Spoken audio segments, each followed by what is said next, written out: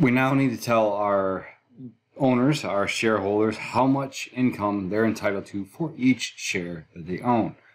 We're going to break down our earnings per common share into three different categories: the income that came from continuing operations, the income that came from discontinued operations, and the loss that we incurred on disposal of our Gonculator subdivision. So how are we going to report this? Well, the first very important piece of information, if we're going to report earnings per share, we need to know how many shares we have. And we have 1 million weighted average shares outstanding. So for continuing operations, that is the portion of our income from continuing operations we had up above that our shareholders are entitled to. The formula for this is it's equal to, I would open a parenthesis here, that income from continuing operations, $5.2 million, less the portion of that, the income, they don't get it, that it goes to our non-controlling interest. So we had $5.2 million in income from continuing operations, but $100,000 of it is owed to the other owners of our Hogan subdivision.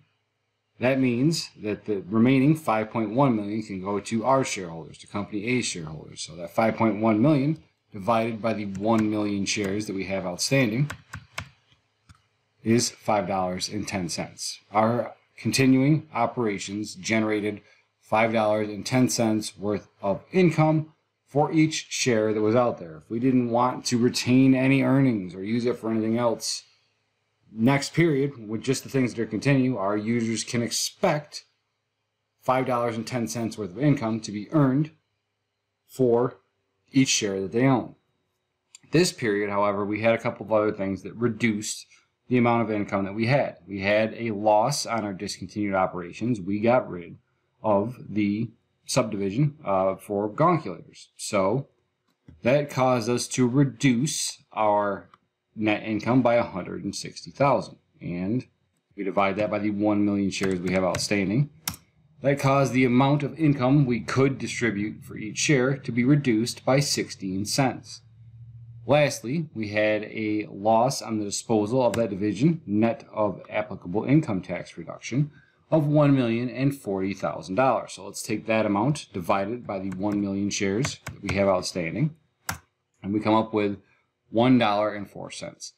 Incurring that massive loss that we had reduced our income by enough that it reduced the amount we could give out of income to each shareholder by $1.04 for each share that they own.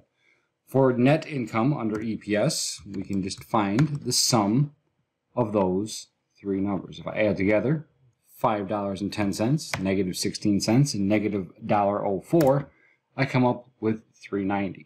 The nice thing about the EPS section of your income statement is there is a check if you need it, because the total of your three components should always be equal to the amount of EPS that you would have if you just took your net income allocated to your own shareholders, which was 3.9 million in our case, and divided it by the number of shares outstanding.